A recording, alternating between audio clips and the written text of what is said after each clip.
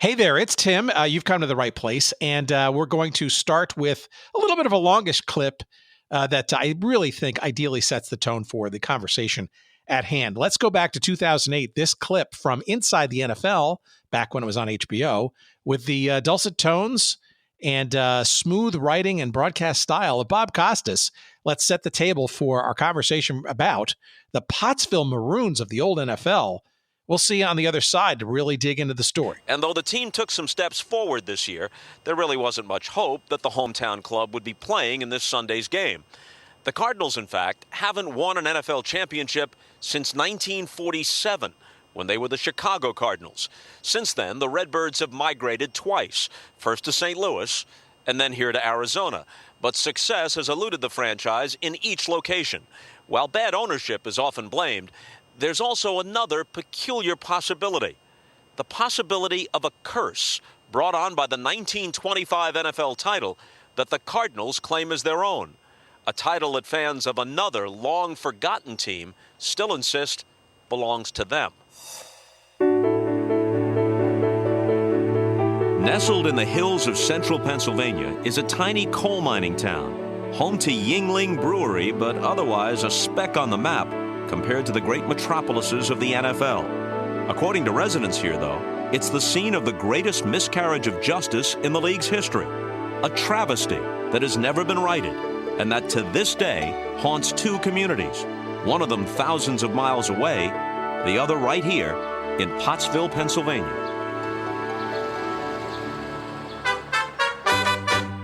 To fully understand, you have to go back to the 1920s.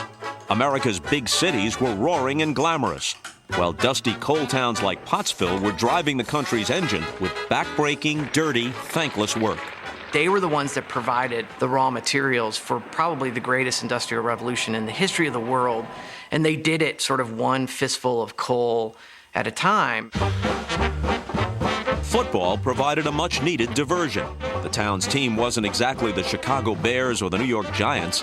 In fact, the Pottsville Maroons played in the Anthracite Coal League. That is, until they joined the NFL in 1925. Back then, all you needed was a $500 franchise fee, and if the NFL agreed, you could get in. The team's roster was a mix of minors and young college grads. Former Lafayette College quarterback Jack Ernst, Charlie Berry, a wide receiver who said his ability to hold onto the ball could be traced back to his days delivering slippery milk bottles. And the heart of the team, the running back known simply as Push 'em Up Tony. Tony Latone was forced into the mines at 11 and spent 8 years underground. One of his last jobs that he did was pushing 2-ton coal carts up to the railroad tracks. That perfectly mimicked the sort of muscle groups and the activity of running backs. When he hit the line and didn't go through, he'd go back 10 yards and get another flying start and plunge through. The team's coach was Dick Rout, a Penn State grad, whose main expertise was bird watching. When he first came to town, they said, how can a bird watcher coach this team? But I think the town gravitated to him as he started winning games. Coach Dick Rout's idea was, these guys are going to become part of our community. They're going to live here every day. We're going to practice every day. And this was revolutionary at the time. All of Pottsville was behind the Maroons. And in their first NFL season, they weren't just good. They were great. The Maroons outscored their opponents by an average of over 20 points. And by early December, they were 9-2. The league championship would be determined by winning percentage. And the Maroons and the Chicago Cardinals were neck and neck. The Cardinals said, well, let's have these sort of, coal cracker hillbillies come over to Comiskey Park. We'll beat them up, and then it will be the unanimous choice for NFL champion. Well, Pottsville just ran wild out there. The Maroons beat the Cardinals 21-7, earning what they thought was the championship, and they returned to a hero's welcome at the Pottsville train station. They were waiting for the train, and when they heard the whistle blow and the old locomotive away down the line, they cheered. The roar was something, I'm telling you, it was fabulous. I mean, imagine a little town today like Pottsville. They were world champions. Just 6 days later, the Maroons challenged mighty Notre Dame. Back then, the NFL was considered second-rate to the college game, and the famed Four Horsemen confidently rode into Philadelphia's Shibe Park. Yet after a late field goal, the next day's headlines proclaimed the unthinkable. The Maroons' 9-7 victory would have far-reaching effects. It was the Maroons defeating Notre Dame and the famed Four Horsemen that really made the nation stand up and accept the NFL and pro football for what it was. They beat the greatest football team ever assembled at a time when people thought the NFL was a joke, and the NFL paid them back by destroying the Maroons. What should have been the Maroons' best moment became its most controversial. Their Philadelphia rivals, the Frankfurt Yellow Jackets, complained to the league that Pottsville violated a little-known territory rule by playing the Notre Dame game in Philadelphia. NFL President Joe Carr's decision was swift and harsh. The Maroons were kicked out of the NFL, and the 1925 title eventually went to the Cardinals. The Cardinals never laid claim to it until the Bidwell family bought them in 1933, and it was only then that they stepped in and said, "Oh, we'll take this championship, even though we didn't earn it." Over 70 years later, the residents of Pottsville haven't forgotten. They say the fight to reclaim what is theirs will continue. Meanwhile, the Maroons' presence is felt all around town. A picture of the 1925 team hangs on the high school bulletin board. A trophy made of, what else, coal, sits in the center of town. And like any good NFL city, there's a bar for the team. The locals' choice on tap? Stolen Championship Ale. I was born and raised and lived all my life in this region. I know the kind of people, when they feel like an injustice has been done, the fight will continue until it's been righted. Yeah, the 1925 championship belongs to Pottsville because they won it fair and square on the field of battle. I think the Bidwell family should give it up. Neither the Bidwells nor the NFL have any plans to re-examine the 1925 championship. And Pottsville residents claim this decision haunts a franchise that, despite shifting cities, can't seem to escape misfortune. Because the Cardinals stole our championship, they'll always have a curse upon them. When our championship is returned to us, we'll consider lifting the curse. It's inexplicable in a league that basically legislates parity that the Cardinals could be so bad for so long. I was getting calls from Arizona, "Please stop this curse." I said, no way until that title is given back to Pottsville. I don't know about curses, but I do know that I'm not alone among Maroon supporters when I say that we hope that this is the closest the Cardinal organization gets to the Super Bowl, hosting one.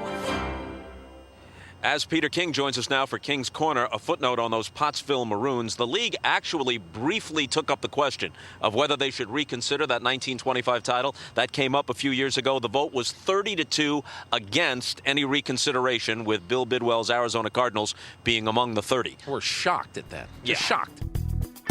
Welcome to Good Seats Still Available, a curious little podcast devoted to exploring what used to be in professional sports. Here's your host, Tim Hanlon. Hey now, it's your pal Tim Hanlon. It's Good Seats, still available. The curious little podcast that is devoted to what used to be. Yeah, all that stuff in the past in professional sports. Thank you for finding us, downloading us, putting us in your earbuds, and telling your friends, of course.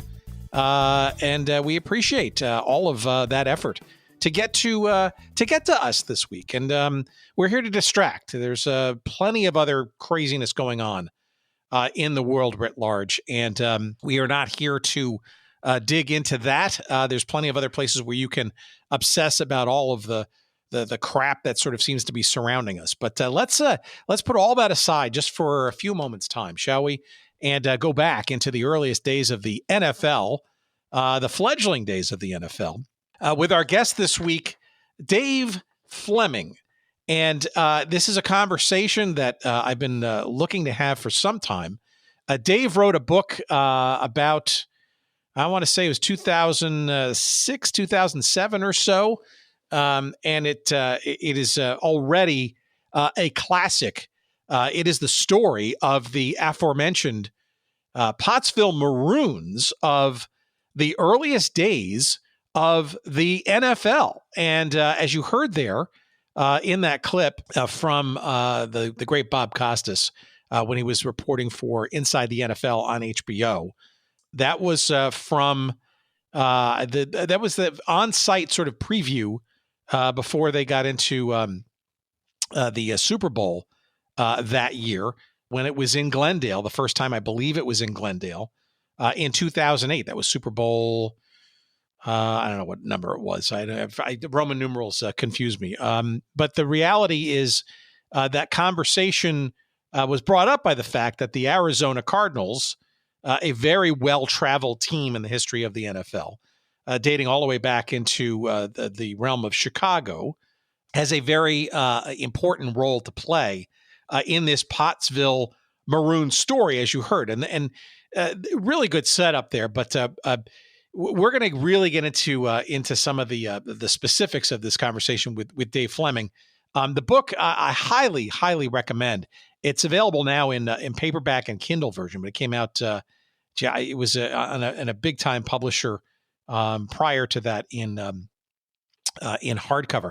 The book is called Breaker Boys: The NFL's Greatest Team and the Stolen 1925 Championship. Of course, you can get it wherever good books are found, but we'd love it if you go to our website at goodseatsstillavailable.com, search up this episode numbered 389 with me and Dave Fleming, and you'll find a couple of convenient links to Amazon, and we'll get a couple of shekels of referral love when you purchase it that way.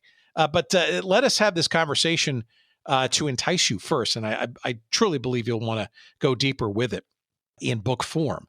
But to set the table, it is still a controversy. As was mentioned in that clip, it is a topic that has been brought up in various NFL owners' meetings over the decades. The latest version of which was that aforementioned 30-2 vote against bringing the idea, the conversation, and the debate back to the table about whether the Pottsville Maroons should be, at the very least, declared co-champions of the NFL in 1925, or potentially even sole champions, as many in that little hamlet in Pennsylvania would still like to see all these years later, 100 years later. That the Arizona now Cardinals, or at the time, the Chicago version of the Cardinals, essentially became the NFL champions. And we'll get into the nitty gritty and the specifics as to how that even came about. A lot of it rooted in the just crazy earliest days of the NFL. And as you've heard in previous conversations, not unlike the early years of Major League Baseball, or hockey for that matter, or basketball for that matter. Lots of teething, a lot of growth pains, if you will, in the very early years as the professional label starts to take on meaning in a sport that was largely amateur and barnstorming, and usually up to the devices of the individual team owners into what they would individually want to do, not necessarily looking for any sort of centralized approval for their actions and stuff. And the ability to do exhibition games on the road, earn some extra cash, those games actually being included in the league standings in a sort of lopsided kind of manner, because not every team was as good or as attractive to the box office.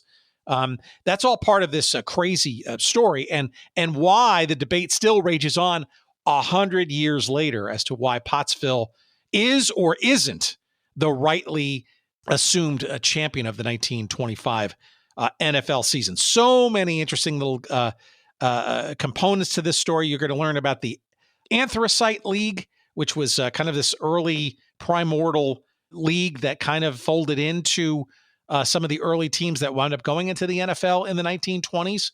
Largely confined to various coal mining towns in eastern and central Pennsylvania. And a couple of those teams made the jump, including Pottsville. You're going to hear about a guy named Dick Roush, an amazing guy with a military career who was part and parcel of this Pottsville Maroons story, and arguably somebody who should be in the NFL Hall of Fame or the Pro Football Hall of Fame, but is not. You're going to hear about this town called Pottsville, Pottsville, Pennsylvania, which in after about 8 or 9 seasons in the NFL from 1920. They were in the NFL from 1925 to 1929. They even absconded into, they moved to Boston, became the Boston Bulldogs for a short period of time until they met their demise. So lots of interesting little idiosyncrasies to this story, but prime among them is this notion of the championship that Pottsville somehow has been stolen from, that they in many respects rightly deserve, and we're going to kind of make that case and lay that out here in our conversation right now, coming at you with the great Dave Fleming, who wrote the book and is really this is a fun, interesting, intriguing, and fact-filled conversation. And this is if you consider yourself a football fan, you really owe it to yourself to understand this story and why this story should not be swept under the rug and arguably should be rethought in another league owners meeting coming up. Look, as you know, and we're going to have a conversation about this in a couple of weeks, the All-American Football Conference statistics are now going to be folded into the official stats of the NFL as of this week, which was voted on by the owners. So miracles do happen. We'll talk about that again in a couple of weeks, but let's talk about this one that is still alive and why it's important to have this conversation. Here's my chat with Dave we had a couple of weeks back. Please, as always, enjoy.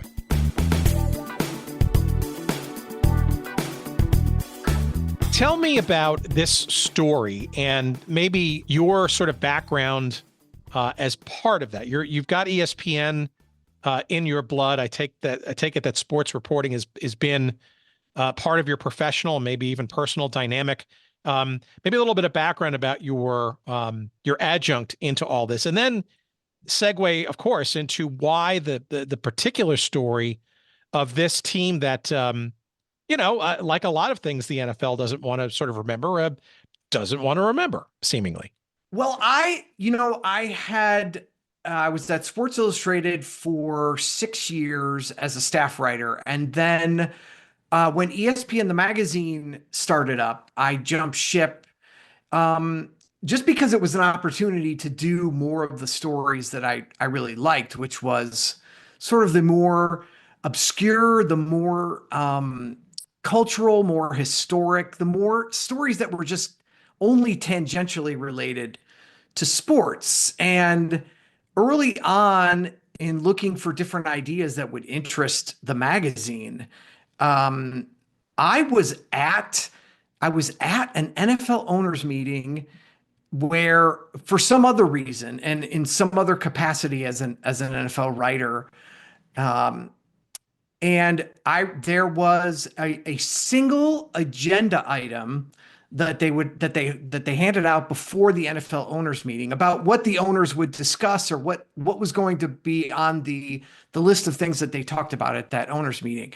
And it was just this one single sentence about how the mayor of Pottsville and other representatives were there to argue on behalf of having their 1925 title restored. And I just, it's a perfect example of this is why you need to go places and be there in person. And because if I had sort of skipped that or just relied on notes or somebody else to report it, I would have missed literally one of the greatest untold stories in the history of the NFL. And the minute I started to look into the full story of the 1925 Pottsville Maroons and the stolen NFL championship, as somebody who lives for these kinds of things, the hair just stood up on the back of my neck. I knew right away I had stumbled into something great. When was this meeting, and what were the particular circumstances that you found yourself somehow stumbling into? Yeah, I knew you were going to ask me this, and I think it's probably now like 25 years ago. So I guess I'm one of those guys now who can't remember. all the specific details, but I want I to can't say remember 25 minutes ago. So, you've got that on me at least. I want to say it was like the 2001 owners meeting, and I'm pretty sure that's when the mayor of Pottsville and other representatives were there in person, because they believed that the NFL was on the verge of correcting this, and they thought this was the final gesture, to get the owners on their side. And I can't even remember what I was.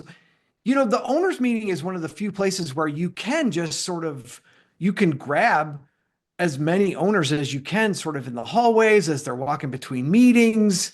It used to be a great place to get great access to the owners in a relaxed setting. So if you covered the NFL 20 or 25 years ago, it was kind of an event you had to cover. But suddenly, once I read that agenda item, and I couldn't really concentrate on anything else. I just could not believe that a story like this had fallen into my lap. Well, all right. So what specifically was the issue at hand? I sense this is the championship that either was or was not claimed by this team known as the Pottsville Maroons. Set the question up for us so that we can maybe go back in time properly to kind of get a better sense of what was going on.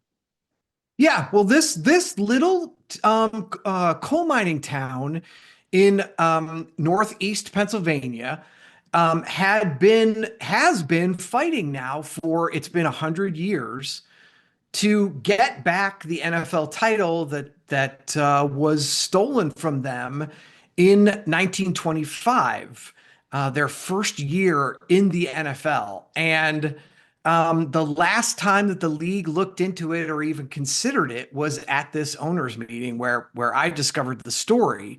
But yeah, for a century, these diehard fans in coal mining, anthracite coal mining region of Pennsylvania have been fighting to sort of correct this historic injustice. And the story, there are many layers to this story, but essentially the Pottsville Maroons in their first season, their first year in the NFL, and by using some really sort of modern and progressive techniques as far as practice and free agency, and combining that with a handful of just complete badass football players that they had pulled literally out of the coal mines, the Pottsville Maroons dominated the NFL in 1925.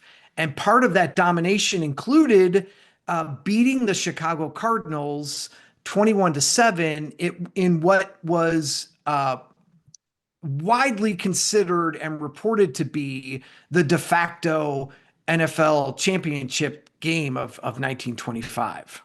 All right. So the backstory, right, certainly is important here. And I think you kind of hinted at some of it, right? So this is a team that predated, well, actually that's not true. The NFL obviously got started in its own premortal way in 1920. But at that time, from the early 1920s, this Pottsville team was independent, and then through this Aransite League, which is, I guess, comprised of other similar coal mining towns and maybe company sponsored kind of environments, right? This sounds like a rough and tumble club that would, well, tell me about that. I mean, what does that mean, right? I mean, is it they take on all comers? Do they play college teams? Do they play themselves? Others like them, other teams, other company teams are related, or what's this dynamic before they even get into the league in 25? Yeah, I think most people back then considered, the Anthracite Coal League. Back then, just because people in Pennsylvania and especially coal mining towns, they loved football so much, each town would put together sort of their own local football team, and then they would challenge each other, and it ended up becoming, kind of known as the Anthracite Football League. And it was by far the toughest. I mean, a lot of people thought it was, way more physically challenging than even the NFL or college football, which was king at the time. Just because these guys were literally pulled out of the coal mines and handed a football.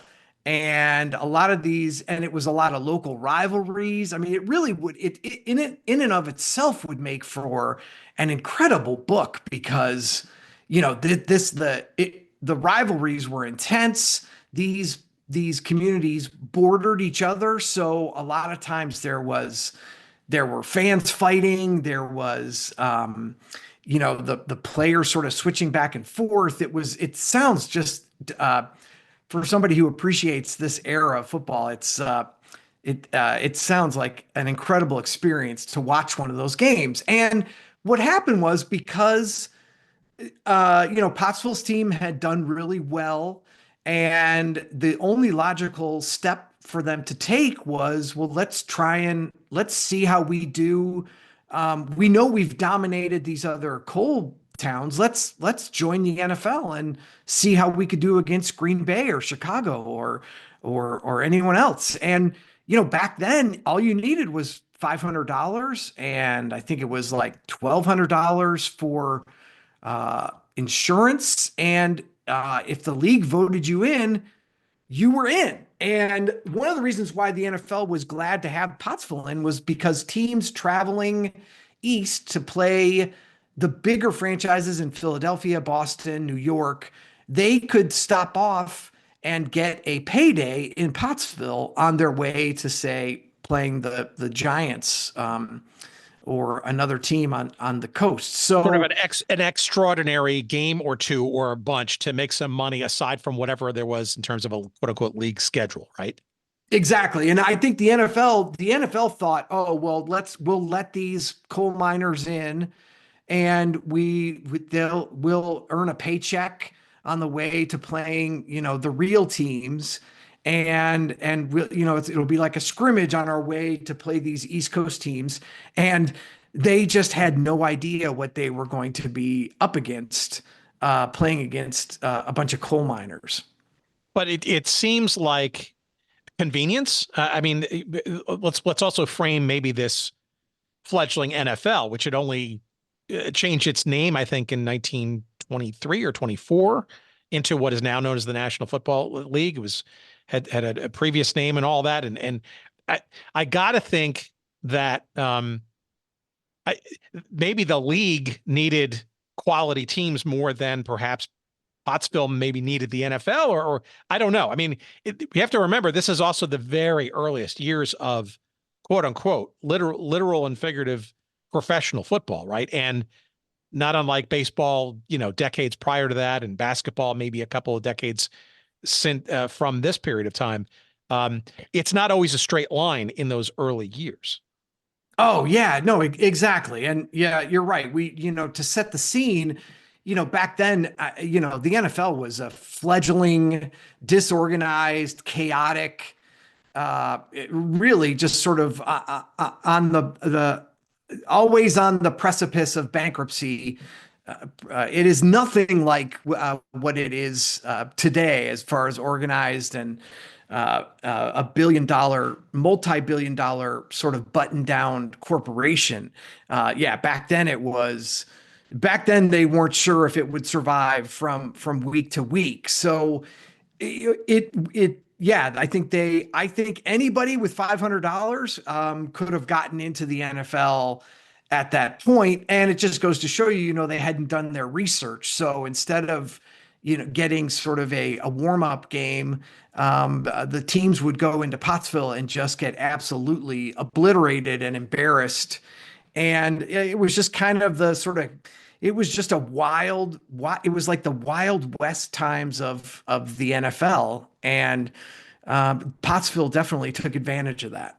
All right. So a couple of things here. So number one, there seems to be some, permeability, I guess, between the NFL and this Anthracite League and maybe some other expressions, I guess, of semi or fully pro football out there, right? Am I correct in assuming that some of these players kind of, you know, didn't have any real boundaries and maybe were kind of moving back and forth or so and trying to get paid where they could, and maybe the NFL was an attempt to kind of maybe streamline that? It seems to me like that was part of the dynamic in these early years.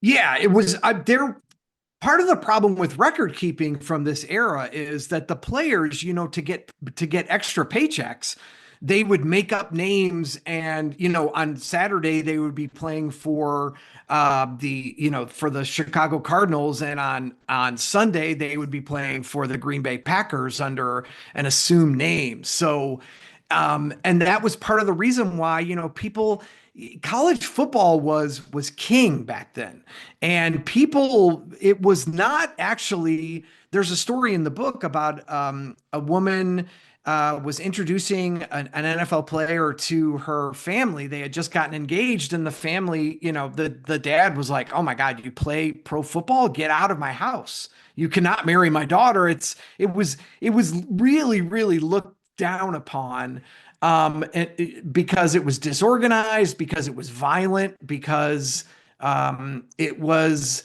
considered beneath true gentlemen and true sportsmen to play for money, and especially to play on Sunday.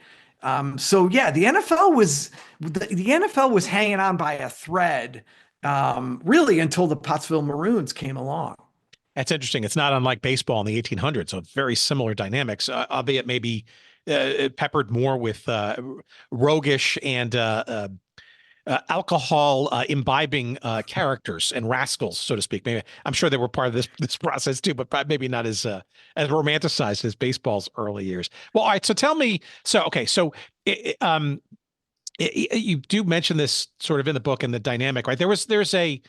This is a team circa 24, right? That wins this anthracite league, so to speak. The only year that league technically existed. Do I have this right? They kind of just felt like after having won that or done so well in that intra Pennsylvania regional kind of construct, that they were kind of looking to, I don't know, take on some challengers. And maybe not even thinking about the NFL yet. It looked like they wanted to kind of prove their worth outside of this anthracite league. Yeah, I think that's what happened. They ran out of challengers regionally, and they thought, well, if it's easy to join the NFL, let's just do that. And I think they saw, there were NFL teams in outside of Philadelphia, and I think back then, you also have to remember, I mean, Pottsville is a tiny town now, but in 1920, this is a town that was, leading the way in the Industrial Revolution. It was the Roaring 20s. There was a whole ethos going on here of like, it didn't matter if it was Pottsville, Pennsylvania, anybody could achieve anything at any time during the Roaring 20s.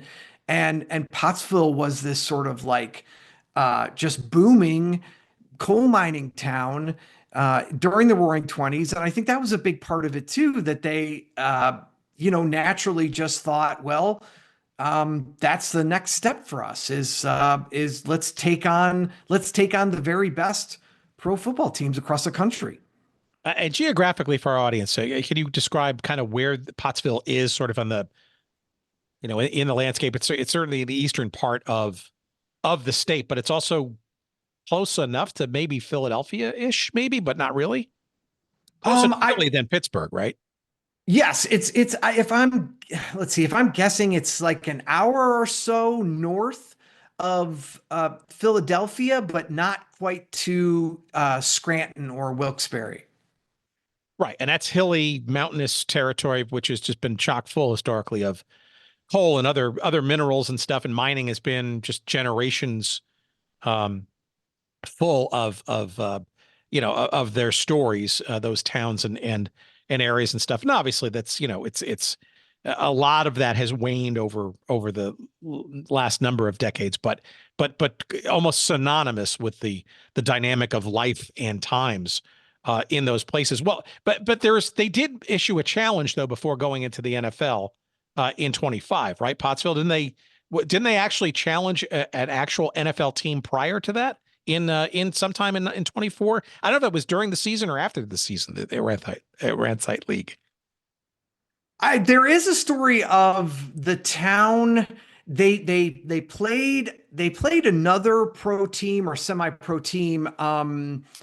I want to say in Atlantic City, maybe, and the town, to show the NFL what kind of support they had. I think they got 4,000 people to take the train, a special train car down to this exhibition game, just to show kind of what kind of team they could put on the field, but also what kind of support that they had. And, again, just to give people an idea, Pottsville, Pennsylvania is the home to Yuengling Brewery. So it had industry along with coal mining, and John O'Hara this is another incredible part of this story. There's so many, but John O'Hara, who really is considered one of the greatest, maybe greatest short story writers in American literature, he covered the team as a Cub reporter for the Pottsville Republican. So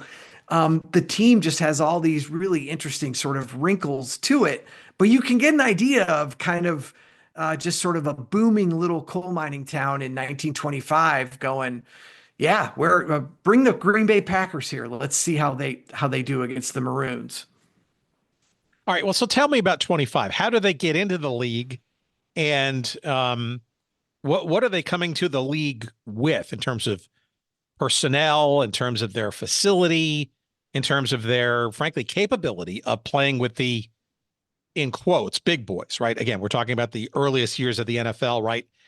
This is not sort of the Leviathan we know it as today, but obviously it's still a step up, right? Because it's the professional league that's been around for a few years. Yeah, the Maroons were really ahead of their time, because what they ended up doing was, again, they were this perfect combination of sort of like local coal mining grit and toughness for like interior linemen and running backs and defenders, but they were owned by a guy named Doc Striegel, and again, he just, when they made the decision, they raised the money locally, and the NFL agreed, and they were in. It was as simple as that. It literally was as simple as going to an NFL owners meeting, cutting the check, and you were in 1925. But Doc Striegel was way ahead of his time in that he was, and this could, again, people considered this sort of one of the things that wasn't sort of that gave pro football its bad reputation, was that Doc Striegel was basically had invented NFL free agency. He was kind of like, I know these other teams have gentleman agreements with some of their players, but nobody signed a contract. So I'm going to offer them, $25 more per season and lure in some of the best players, not just in the region, but across the NFL. And so for being that progressive and that aggressive and kind of going against this sort of gentleman's agreement not to poach each other's players, in the spirit of the Roaring '20s, Doc Striegel was just cutting checks left and right. Pottsville, the minute they came into the league and they started poaching some of these better players, it seemed like the hierarchy of the NFL, along with the commissioner, they already sort of had it out for the Maroons. And the other thing that Doc Striegel did was he hired a coach, again, a progressive guy who had played for Penn State, who was in his spare time and as his second vocation, he was a government ornithologist, a guy who sort of studied birds and studied the migratory habits of birds. And so his name was Dick Roush, and he approached the game with that same kind of like cerebral, a scientific, sort of breaking it down. And that was just kind of unheard of in pro football. I mean, I think college teams were doing that, but in pro football, it was unheard of. And this is another thing that I just love about the Maroons, is that they were this great combination of just brute strength and guys straight out of the coal mines. But, you know, they were also cerebral. And one of his rules, which again was new for the NFL, was this is not going to be you're not just going to show up 10 minutes before kickoff and put your uniforms on. We want you to move to Pottsville to become a part of the community. And we're going to actually practice during the week and prepare and scout our opponents. And this, again, was all just revolutionary for the NFL at the time. Yeah, most of the players were kind of, I won't call them mercenaries, but they would live elsewhere, and they would sort of come together, I guess, for practices in the game, and then retreat back and stuff, or go back to maybe their day jobs, so to speak, or whatever, right? So the idea of having these guys hang out and bond, I guess, in a similar living quarters. But my sense is that that camaraderie also had some, I don't want to say negative effects, but some less than discipline building effects, right? In terms of their the collegiality, perhaps got a little out of hand once in a while, maybe. Oh, for sure. I mean, these are coal miners and football players, and a lot of them were recent college graduates, and they were making a lot of money, to play a child's game. And so, yeah, they were living in the hometown, I mean, within walking distance of the Yingling Brewery. So you're absolutely right. And they had sort of a clubhouse. They also loved to hang out at the local fire station. And there was a lot of, they played hard, and they worked hard, and they played hard for sure. And, back then for coal miners, doctors used to prescribe alcohol as a way to, as a way to survive your time in and outside of the coal mines. So there was no shortage of alcohol consumption in Pottsville. That's for sure.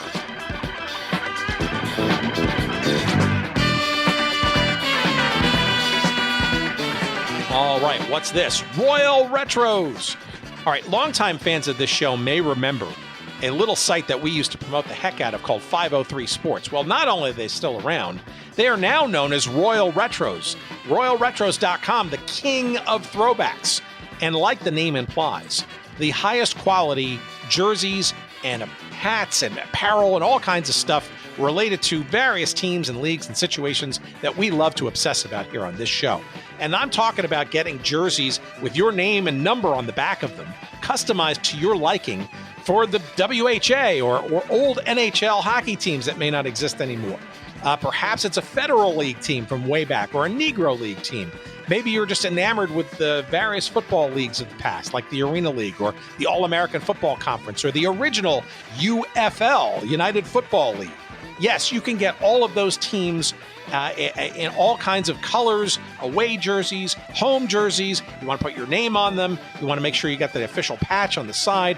All of those things and more at RoyalRetros.com. And I'm not kidding, friends. You go there, you want to find that Cleveland Barons jersey to wear and show. Hey, you're maybe a Colorado Avalanche fan, and you want to represent the Quebec Nordiques from where they came in the arena to show your heritage and your love and knowledge of the history of that franchise. You can do that and more. And I'm talking across football and basketball and baseball and hockey and you name it. All kinds of great stuff for you to find and buy and purchase and wear proudly from Royal Retros. That's RoyalRetros.com. And of course, we have a promo code for you. We want to save you money from all these great things. And here's that code. It's SEATS, SEATS, promo code SEATS for all of your purchases at royalretros.com. Check them out. You'll be glad you did. We love them. And our friend Destin Alameda there out in Portland, Oregon, we appreciate his and their sponsorship of this show. And now, back to our conversation.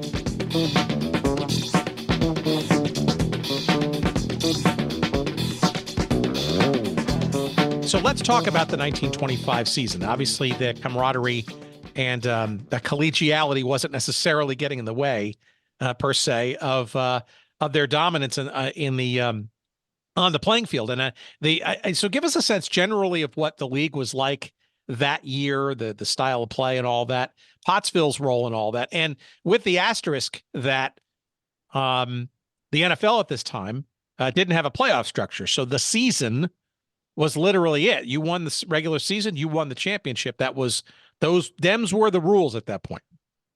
Yeah, and it's funny you should say that, because that will come into play. But I mean, teams then, even at the end of the season, teams that were still competing would try to schedule extra games to bump their winning percentage or their record, to the top of the standings. And that's the other thing. I think maybe you can elaborate a little bit on that. That essentially you could add in sort of extraordinary scheduling to not only for money, but also it would count in the league standings. I mean, and not equally. Yeah, I mean, it was kind of a hot mess back then, but I think one of the most important dates back in that era of the NFL was they would establish this is the end of the season. So maybe it's December 10th. That's the end of the season. You can't schedule any more games to try and, get to the top of the standings. So, and that was sort of a hard exit to the season. But yeah, at the end there, teams that were still in the race could schedule 1, 2, 3 more games to try and boost their standings. So you can see why, maybe pro football was sort of looked down upon, because it just seemed like a racket. It seemed like anybody could sort of rework their schedule in a way that helped them get to the top of the league. But again, the Maroons, they Doc Striegel he sort of poached some great linemen. He signed up 2 players from Lafayette College.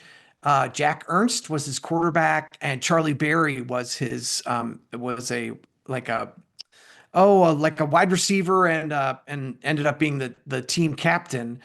And then they mixed really well with a handful of the coal miners. And really the most famous player on the team was a guy named Tony Latone. He was their running back. He was a guy who had been forced into the coal mines at 11. And one of the jobs that he did as a coal miner was to push coal carts. So this would be a cart on a railroad track, or thing that looked like a railroad track, and it was full of coal. And Tony Latone would have to be the one to push it after they unhooked it from the horse or the mules. Tony Latone would have to get behind this cart, get really low, and push those coal carts the rest of the way up to the train track. And if you think about it, it sort of perfectly mimics the muscle groups and the athleticism that you would need to be a running back in the NFL in 1925. So Tony Latone, his nickname was the Human Howitzer, he was their star player far and away, because he was a coal miner. So they loved him for that, and they loved him for the fact that by most records, he was the leading rusher of the NFL throughout the 1920s. So the Maroons have all this going for them. They've got this cerebral coach. They've got financial backing. They play for this great town. The players all get along. It's this perfect mix of brains and brawn. And they just come out of the chute and they are just steamrolling everyone in the NFL. I think they beat Buffalo 28-0. They beat really the class of the NFL in the early 1920s was the Canton Bulldogs. And they just blew Canton off the field 28-0. And just right down the line, right? Columbus, Akron, Providence, Rochester, Cleveland, Green Bay. And a lot of these games aren't even close. The NFL didn't know what hit them. So tell me then about so there are two threads now that gets really interesting, and they're both conjoined with each other. One is the season itself, and this, I guess, winner take all, if you will, final game. Now I don't know if this was just the sheer luck of the schedule or the fact that these two teams needed to be pitted against each other. That being the Chicago Cardinals, who were probably the closest to Pottsville in terms of performance that year.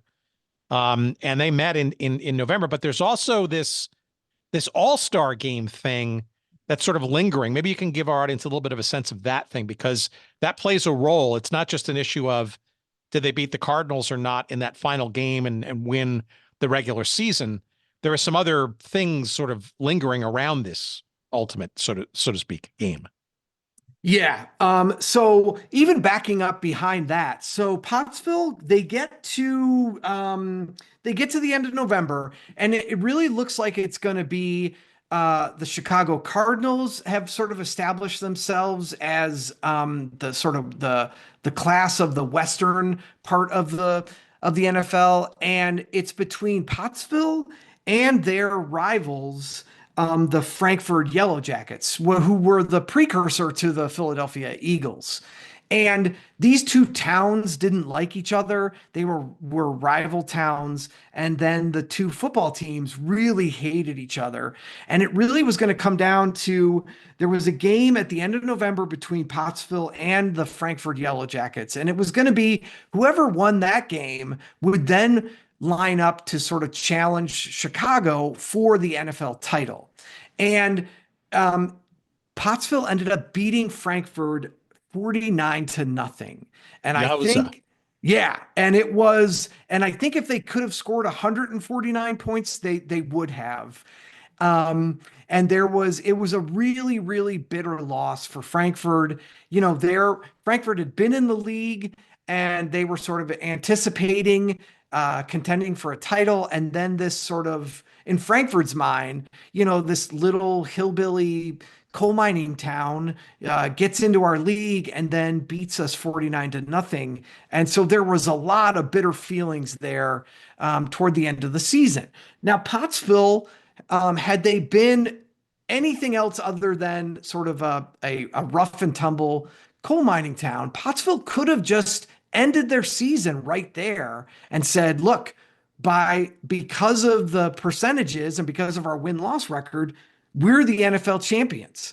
But that's just not the way this team or the town, it's just not the way that they rolled. So they agreed to pay their way to train all the way across Pennsylvania and Ohio and play Chicago for the de facto NFL championship. I mean, that's what, if you look up all the previews of the game, whether it was in the New York Times or the Chicago Tribune, it was all, Pottsville is playing the Cardinals for the NFL championship today. So Pottsville sort of, they volunteer to go across a couple of states and to play in Comiskey Park. And the weather was terrible, and Pottsville agreed to all that.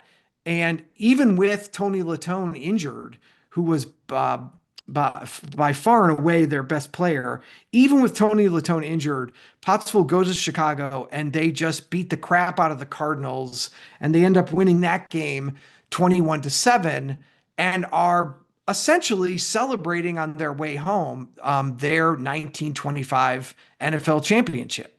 Yeah, it would seem that most people in the park, and those two teams and others in the league probably would have pretty much thought the same thing. But why not? What happened? As they say dramatically, what happened next? So for winning the NFL championship, one of the bonuses for that was, at the time, the famous Notre Dame Four Horsemen. And they were called the Notre Dame All-Stars, but it was basically the Four Horsemen. It was a team, a sort of a barnstorming team of college all-stars that were basically mostly former Notre Dame players. And again, back then, well, we're experiencing it now, but Notre Dame I think most people know this, right? They were the New York Yankees of the sports world of college football. They were the team, the college football team that nobody could beat. They were what people thought of as the best football team on the planet.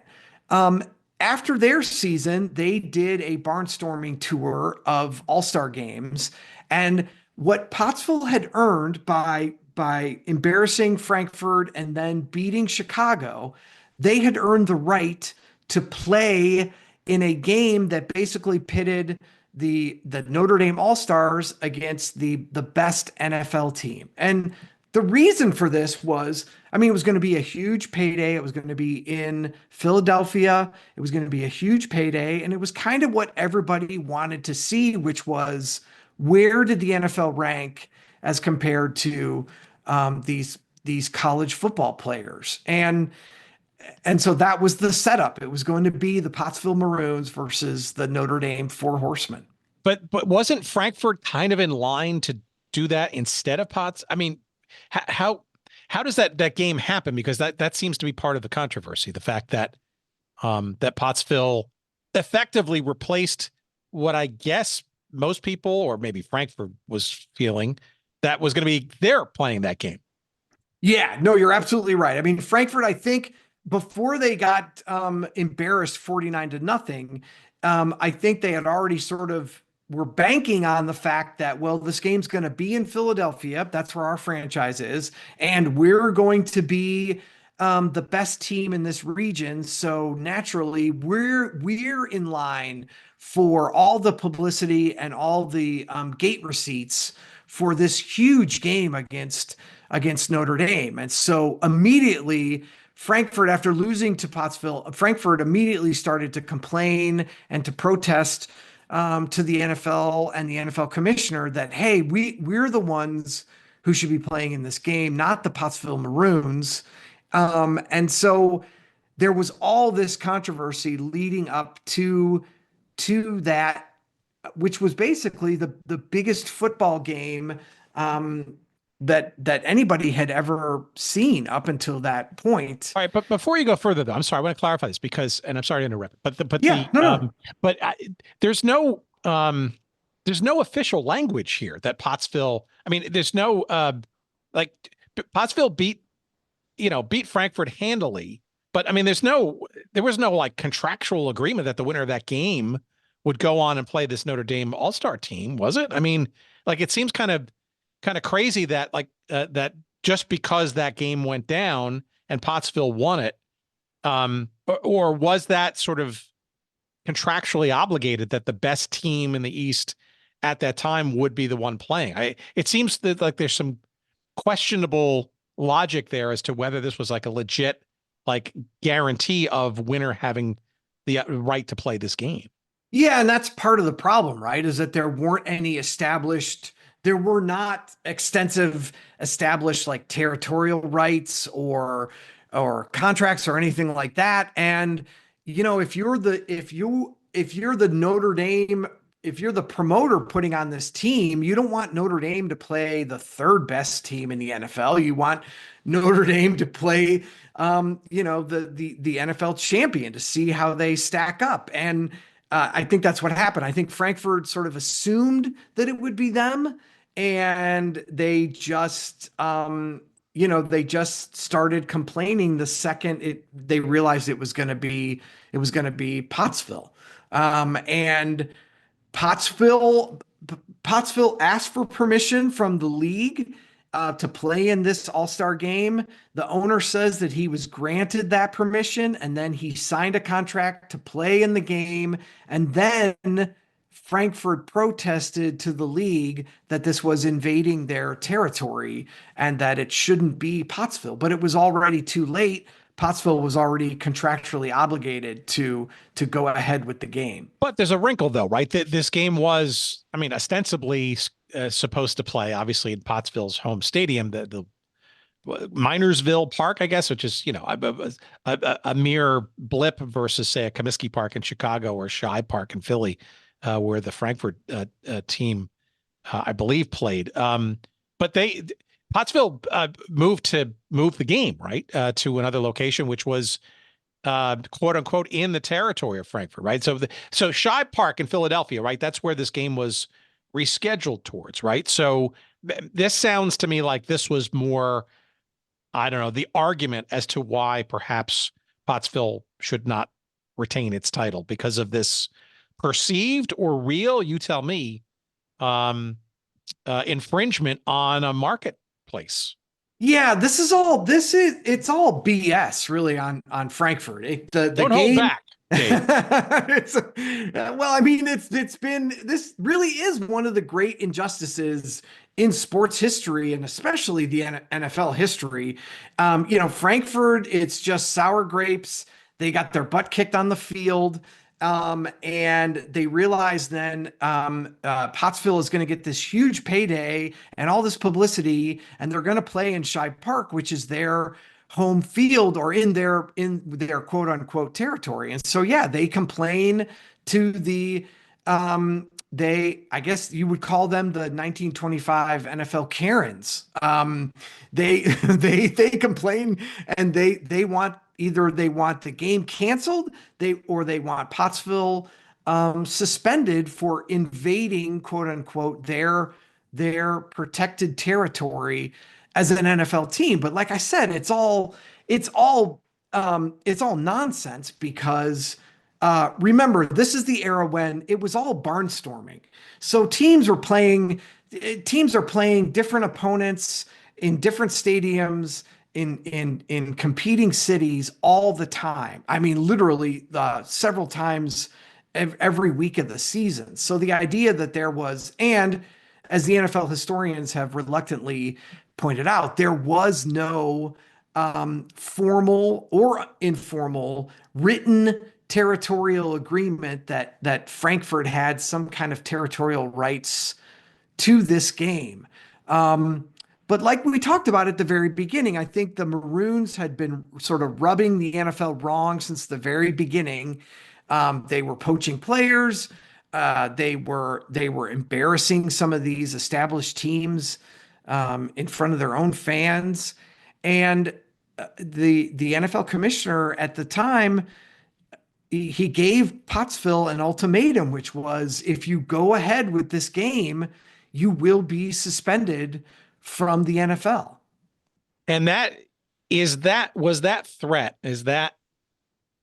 been verified historically, that was communicated and or understood by Pottsville, or is there even question about that too? No, so it wasn't, the NFL didn't formally go through with that until the actual game. And what I read was that they got the telegram that they were being suspended in the locker room, while playing Notre Dame. But there was this back and forth in the lead up to the game, and it was basically a standoff where it was, the Maroons said, we've earned the right to play this game. We asked for permission. We were given it. We've signed the contract. Unless the NFL is going to guarantee the gate receipts, we're going ahead with this game. We think we have every right to go ahead with this game. And the NFL stood their ground. And didn't compromise and said, no, you're breaking the rules. We've warned you. If you go ahead with this game, you will get suspended from the league. And again, this is the NFL sort of punishing a team for helping to elevate it beyond college football. And in their infinite wisdom, somehow they were going to punish Pottsville for playing Notre Dame in the greatest football game anyone had ever seen. Okay, well, that game happens, and Pottsville wins that game 9-7, further cementing, I guess, their on-field dominance that year. So either hollow or powerful reminder of just how this was very much their year and the success of the team. But so tell me what happens in the immediate aftermath of that game, because in essence, the league has suspended Pottsville.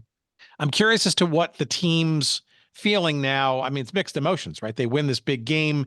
They get some extra cash out of it, but yet they've been effectively voided from the de facto championship of this league because it's been suspended. It seems to me like the other teams in the mix, or that were previously in the mix before it was determined that Pottsville was going to kind of win it, almost kind of it almost looks like they were trying to scramble some extra games to kind of maybe make their case that they should be the ones that win out now that Pottsville was removed from the scene. Yeah, this is just a wild finish to this season, and it's worth it to go back and talk about. So the Notre Dame and Notre Dame for Horsemen losing to an NFL team, and they ended up losing 9-7. Tony Latone basically put the team on his back and drove them down the field in the final minutes of the game, and then Charlie Berry kicked the game-winning field goal to give the Maroons the upset win. I think it was 9-7 was the final score. And again, it's hard to downplay what a shock this was for football fans of all kinds in 1925. It would be like the Eagles, the current day Super Bowl champion Eagles, losing to like a Division III college team that they played in an exhibition game after the Super Bowl. This was shocking, and this was front page news across every single sports section in the country that an NFL team had beaten the famed Notre Dame All-Stars. So this really helped establish the NFL, a league that was perpetually in fear of sort of going bankrupt or just sort of dissolving altogether. The Maroons did the NFL a huge, huge service and bumped the league up to legitimate status by somehow managing to beat Notre Dame. So, and in turn, the reward for that was the league suspended them. The commissioner went through on his threat and suspended them from the league, which then made them ineligible to claim the title they had earned by beating Chicago on the field just a few weeks earlier. And so what you have then is a mad scramble by Chicago and other teams to schedule some extra games so that they can boost their winning percentage above Pottsville's and be in line to claim the title that Pottsville was forced to not be able to take home. Okay, so I mean, yeah, it's crazy. I mean, the open-ended schedule, the open-ended scheduling thing is the real interesting mixing bowl here, because it looks, I mean, looking back and sort of in this, it does appear that some of these teams are trying to take advantage of the chaos in the situation to kind of somehow figure out a way to perhaps to claim that that championship for themselves. All right, so let's talk about the aftermath of all this, right? So the season.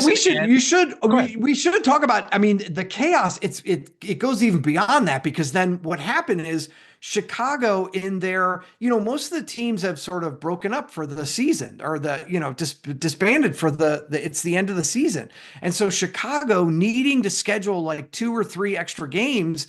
Yeah, the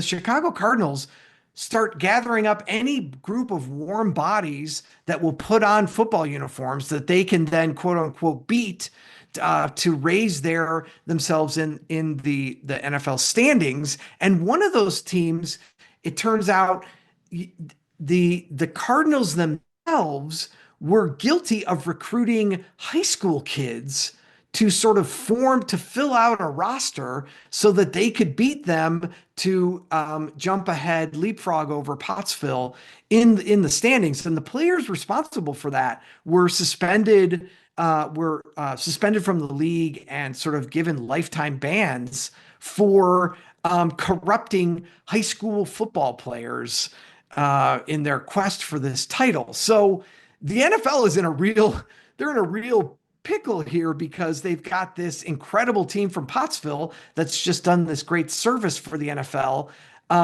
But they're, quote unquote, ineligible because they were suspended. And instead they have to hand the title to Chicago, which cheated its way to its final record using high school players, and having to admit that they actually lost to the Maroons by 2 touchdowns on the field. So it was not a good look for the NFL. But the NFL, though, officially, then awarded the championship to Chicago, then, correct? Or was it more of a claim kind of thing? Or did the NFL tell me, okay, was it handed to Chicago outright by the league then? I'm going to say yes and no. So okay, that's why I asked the question. Is that the whole? Yeah. It's and this is really kind of the one redeeming thing about this scenario is the NFL said, okay, well, the standings are in. Technically, Chicago they're the only remaining team at the top of the standings. You are the 1925 NFL champions, but the owner of the Cardinals, understanding what they had done with these fake teams that they played, and the fact that Pottsville had beaten them, really where it counts on the field, the Cardinals owner at the time would not claim the title because he said they hadn't earned it. So technically, the 1925 NFL title went unclaimed. So this is Chris O'Brien, the founder of the Cardinals. He's yes, referred to as the father of professional football in Chicago, and the Chicago Cardinals story. We've talked about that on a couple of other occasions. But he essentially refused it, and the league is, so it was vacant then, right? But that seemed to, I'm guessing then that they just created a vacuum for people to, I don't know, create their own narratives as to who really won the championship then. Well, yeah, and it's been people have been arguing about this for 100 years, and I think what happened was the Cardinals never claimed it. They remained at the top of the standings, or there was an asterisk next to the Maroons in the standings, and then when I believe O'Brien sold it directly to the Bidwill family that still owns the Cardinals. And it was almost like discovering a family heirloom in the attic that you didn't know about. But the Bidwills were like, oh, wait a second. We won the 1925 championship. So yeah, we'll take that. Look at this. How about that? And that, again, that really then sort of set the controversy off in a whole nother direction. Okay, so the Bidwells essentially have laid claim to it, and it's ironic because the Cardinals, now in Phoenix or suburbs of Phoenix, I think, if I'm not mistaken, they have they currently hold the NFL record for the longest drought between championships and or the longest. I think even of of all the major 4 sports leagues, which is ironic. And but is it? I don't know if it's ironic. Well, okay, but it's also sad though, right? Because like if that's what they're clinging to, right? I mean, arguably without that championship, it would look worse because they would never have won anything. I mean, it's or they won in 47, but I guess my point is that it seems like nobody has kind of, well, let me back up. You mentioned this meeting of the league, right, in the early 2000s, right, where they were trying to, I guess it's 2003 when this issue was brought up at an owners meeting, but it was also looked at in 1963. There was a special commission set up there too, and in both cases, right, it wasn't even close, but in terms of the vote, and it's very interesting to see that in both cases, the Steelers, and in the case of in 1963, Art Rooney, when he was still alive, was one of the lone dissenters of that. So give me some understanding of these two NFL explorations, commissions, whatever, into, what's the hearing? What's the stuff at stake? What's the evidence? I mean, it's not even a trial per se. And why have neither of those yielded seemingly any movement, it seems, from a vote perspective towards, the Pottsville side of the story? Yeah, and I'm so glad that you kind of circled back and that because the Bidwells really become central to this. They claim this title that's not theirs, and then when Pottsville first petitions the NFL to correct this injustice in the early 1960s, it's the Bidwells who sort of stand in their way and sort of they're the ones arguing on the other side. And what happens is when Pottsville gets word that it's the Bidwell family, that they won't give it up, they won't share it, they won't even let them argue their case, that's when Pottsville places a curse on the Cardinals organization. And I'm glad you mentioned it because did the Bidwells really need a curse? I mean, they're self-cursing, if you will, but okay.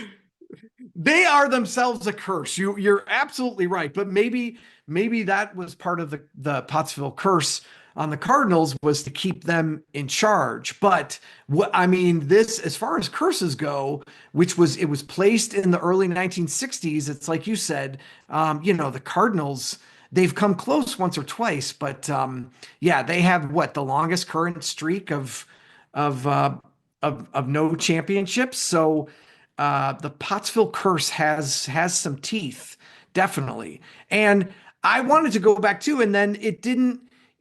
This injustice kind of goes away after they petition the league in the 60s, and the players start to die off, and the team is sort of kind of forgotten until 2003.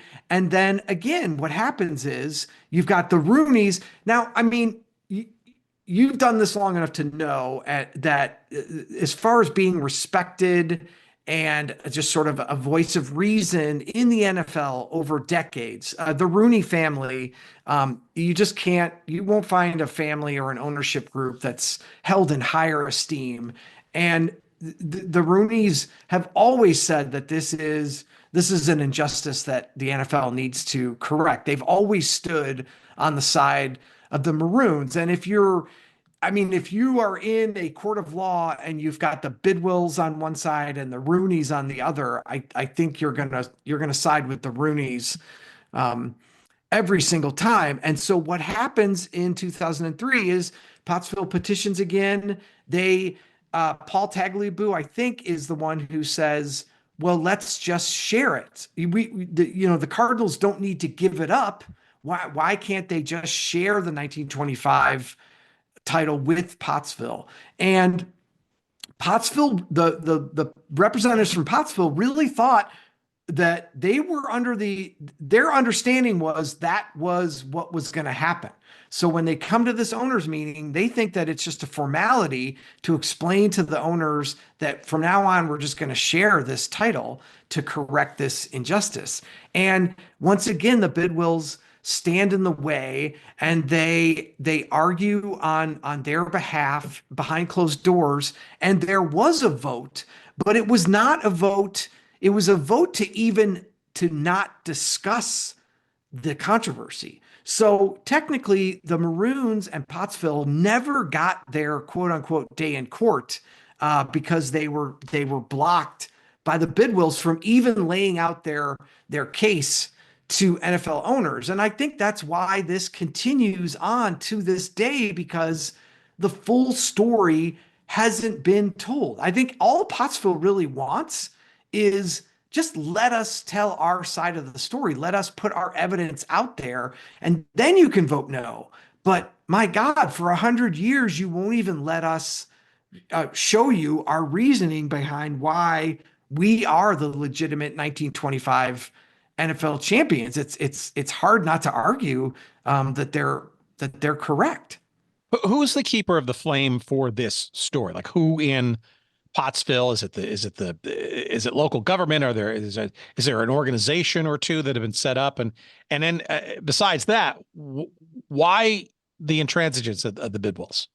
Yeah, I think, again, this is another part. I've spent a lot of time in Pottsville. You would love it there. It's a place where the minute you go there, you're a part of the community. And what I love about this is this injustice is literally, there is no formal group. It's literally just handed down from generation to generation about. And one of the guys that I interviewed a lot for the book his name was Nick Barbetta. And he had carried on the argument for decades and decades and decades. And then when he passed on, I think he lived into his mid 90s. When he died about 20 years ago, the rest of the community just stepped up and continued to sort of fight this fight. So I think it embodies this community, right? This community with these coal mining roots. It's like the feeling you get in Pottsville is we're never giving up. So as long as the NFL still exists, we will still be arguing on behalf of this 1925 team to get their title back. And the Bidwills, what's their deal? Like, why? I mean, it seems nonsensical at this point. Why hold such a, it's not even a grudge, but why be so stubborn and then some around this issue? Yeah, it doesn't make any sense to me. And that the few times that I've tried to reach out, well, not few times, I've reached out to the Cardinals many, many times. And that's my argument to the Bidwills is like, well, you guys, what do you have to lose? If you were to share this title, you don't even have to give up the title that you never earned. You could share it with Pottsville, and I guarantee that entire town will become Cardinals fans. And you guys will look like, like you guys will be heroes across the NFL and across most of Pennsylvania. And if I had to guess, I mean, it's the fact that they can't win one on their own. And then number two, I think there's some sort of misguided idea that we're honoring our father and our grandfather's position or their wishes to claim this title. And I think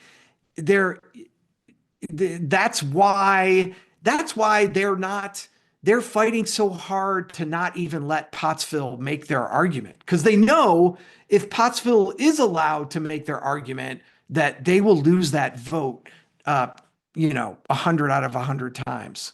It seems like there's some whitewashing going on too, right? I mean, we hinted at this at the beginning of the conversation, right? I mean, the NFL, not necessarily, and we've seen this with other leagues and frankly, sports, like in the case of soccer and professionally in the United States in the 1970s, 80s, when the North American Soccer League went away, MLS now today, begrudgingly will admit, some names from some of the teams of a league that died. Frankly, they don't want to have any memory of that kind of stuff. And I guess the NFL, in its multi-billion-dollar protectionist ways, probably doesn't want to remember things of the past that weren't necessarily perfect either, right? So this story, the story you're going to do on the Dallas Texans, I mean, but this is also out there, right? It's not like, well, I guess the question there is, what's it going to take to get this issue back onto the table and, rightly debated, argued, conjectured, and voted upon? Because it just seems to me, after all this time, in hindsight and with knowledge and the reality of the facts as largely known and presented in your book and all that stuff, that it's beyond time to kind of just at least officially get the answer to this. And frankly, why not? Right? Part of celebrate the history of this league with some of its earliest interesting, tidbits, right? Yeah. I mean, there's so many different things I wanted to add on this part of it. But it's, I talked to Roger Goodell years ago, before his sort of state of the league address at one of the Super Bowls. And his contention was, we're open to it, but it's up to the owners. And the owners, it's all cronyism and groupthink. And if the bid will sort of lobby to not discuss it, they're all going to sort of fall in line behind to protect one of their own. What Goodell said was, before you go further, I also think cynically, it's also okay. Great little story here. What's in it for us? I mean, nobody's going to win any money out of this. This is not there's no benefit to doing so, I would imagine. And it's a very cynical approach, but I can imagine that's not part of the factor of doing nothingness. Yeah. And then I understand this. And this is what Goodell said was, we're afraid that if we re-examine or restate or rename the 1925 championship, he's like, we're going to have 15 small towns from the early era of the NFL come out of the woodwork and claim that they want their stolen championship. And I just kind of, I've dealt with him a little bit, enough to sort of just kind of like roll my eyes and go, come on, that's never going to happen. This is a once in 100-year situation. And it just makes the NFL look so small, which is kind of what you were getting at, which is, it's just, is that really where we're at now? That they're just saying no because they can say no. And I think you're absolutely right that but I think they're, as far as like PR, as far as like, respecting the people who helped establish the game, that is the biggest travesty in this situation, is that they have punished the Pottsville Maroons, a team that really helped the NFL survive the 1920s by putting the league on the map by beating the Notre Dame Horsemen. And that just is, adds sort of insult to injury, that they would take it away from them and give it to the Cardinals, who arranged games against high school players to pad their stats. It's, I honestly think if the NFL would just hear out the Pottsville, the Pottsville citizens and just let them state their case, that they would eventually go away. That's what their biggest argument is. No one will even listen to us, let alone vote in our favor. But it remains an injustice that the NFL needs to correct. Is Notre Dame a possible source of support for any of this, or do they not care, or could they help, tilt the scales a little bit, or have they not been involved in this at all? Or I don't know. It just seems like they would be credible witnesses, shall we say? I think, along with the Rooneys, the Eagles have always supported the Pottsville cause too. And I think, the more successful and more sort of powerful the Eagles franchise gets, that only helps the Maroons, because it was Frankfurt, which then became the Eagles. It's a way of saying, look, we're the ones who started this controversy, and even we don't want to continue to punish Pottsville. I always thought that the Eagles could, if the Eagles led the way, that could really help. And I also have to say, Yingling is huge now. Even when I wrote the book, Yingling was just becoming sort of like it was like a craft beer that people didn't really know about. But Yingling is a huge business now, and I have been disappointed that Yingling has not really used their power and their influence in the business world and with the NFL to sort of argue on the Maroons' behalf. It's Yingling has been really disappointing as far as that part of the story. Well, that's kind of my roundup question. Usually I ask to anybody around these kinds of topics and stuff and it generally kind of starts out with, okay, where does the history of this team, and in particular this 1925 team, they obviously came back to the NFL and played a little bit more and all that kind of stuff. But like, where does that legacy, if you will, live? Obviously there's no direct legacy, unlike Frankfurt, which has a direct conduit into the Eagles. But I mean, we've seen all kinds of different situations with teams that have gone away and their relative, like, so for example, the Minnesota North Stars, right, which technically in the NHL all went to Dallas, right? That's where the history lives. But frankly, when St. Paul got another NHL franchise to replace the one that left in Minnesota, they've taken upon themselves to kind of keep that legacy on and do the green and yellow, celebration night jersey thing once a year and that kind of stuff. Logically, it does sound like Philadelphia, the Eagles, would be a good place for at least the memory of the story to kind of live. And maybe, frankly, also somewhat cynically, some financial benefits of such, right? Whether it's merch or, some kind of a nonprofit to keep the story and the history alive. If it's not a museum or a wing or something. But it sounds to me like you're not hearing any kind of affection there, or frankly, maybe even Pittsburgh, given Art Rooney and that organization's historic support for the cause, albeit in a minority fashion, in both votes. Yeah, I love Certainly that not idea. The Cardinals, for sure. I mean, theoretically it could be, but maybe not, right?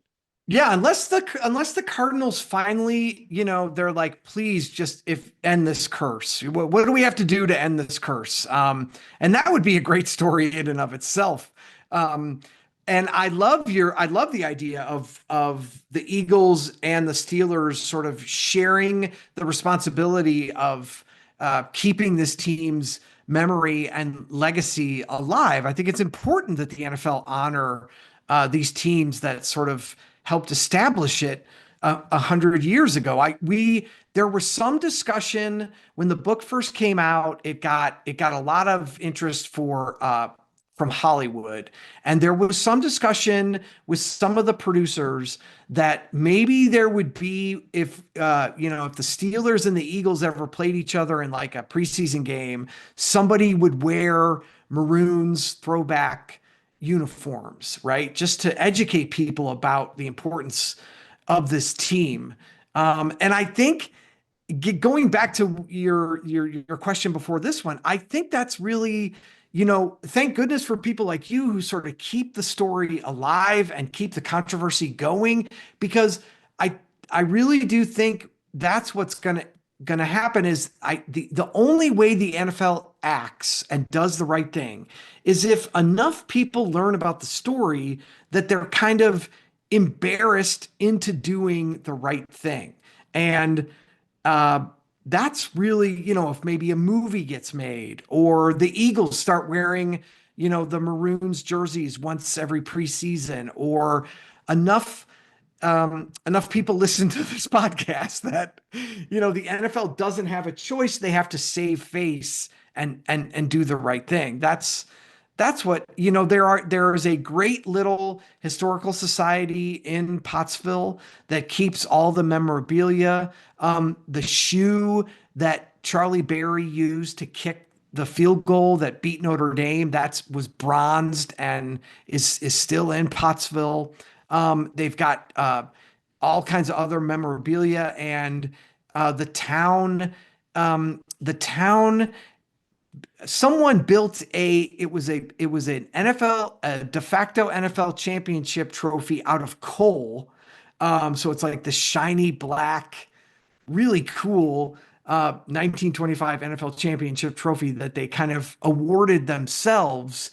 The problem is, and there is some stuff in Canton at the Pro Football Hall of Fame. The problem is, those historians have always just been, they've always just pushed the NFL's side of this story. And so it's hard to kind of entrust them with the importance of correcting this right when they've just been sort of mouthpieces for the NFL, even though they knew all along that there was no territory rule that this whole thing is based on. Well, what's been the reaction to your book? And what wasn't there also a movie that was kind of in the works? I thought like Penny Marshall might have been attached to it, a la A League of Its Own, something like that. Or is that just the fever dream? I think I've heard about that too, but that's been going on for 20 years, right? And their different studios held the rights to Breaker Boys for 15 years, and I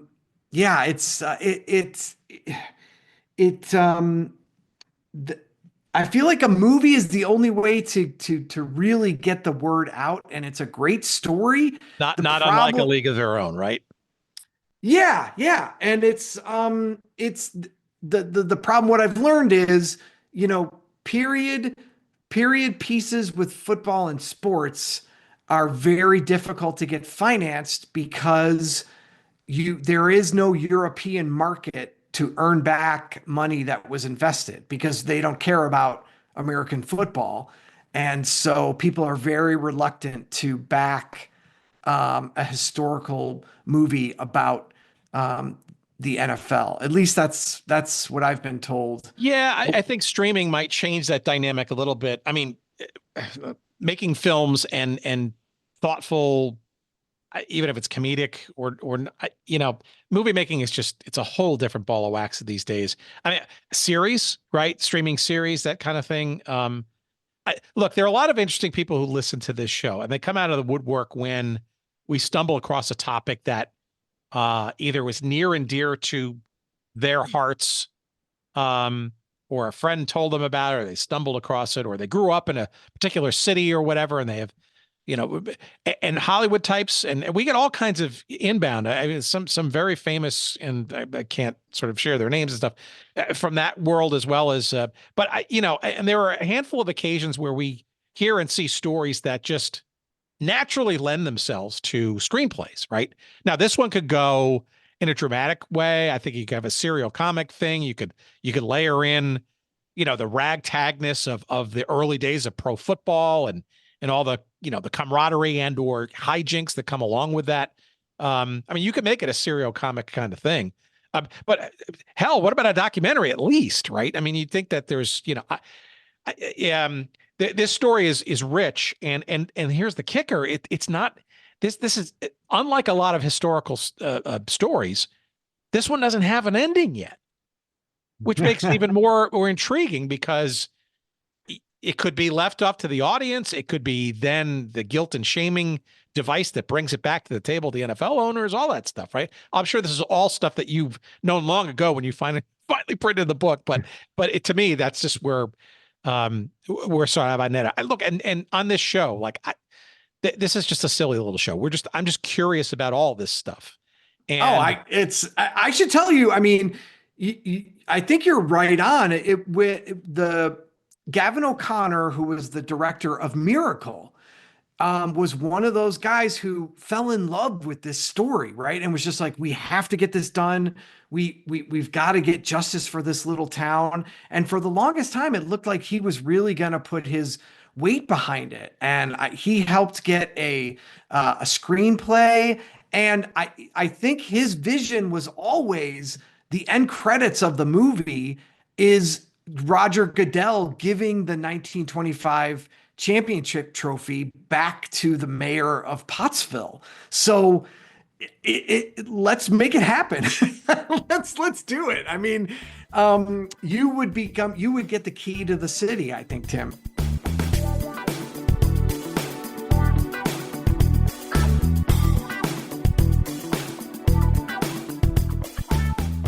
All right, many thanks to Dave. And as you heard there, it's 100 years now. It's the 100th anniversary of this story and arguably of this championship season of the Pottsville Maroons.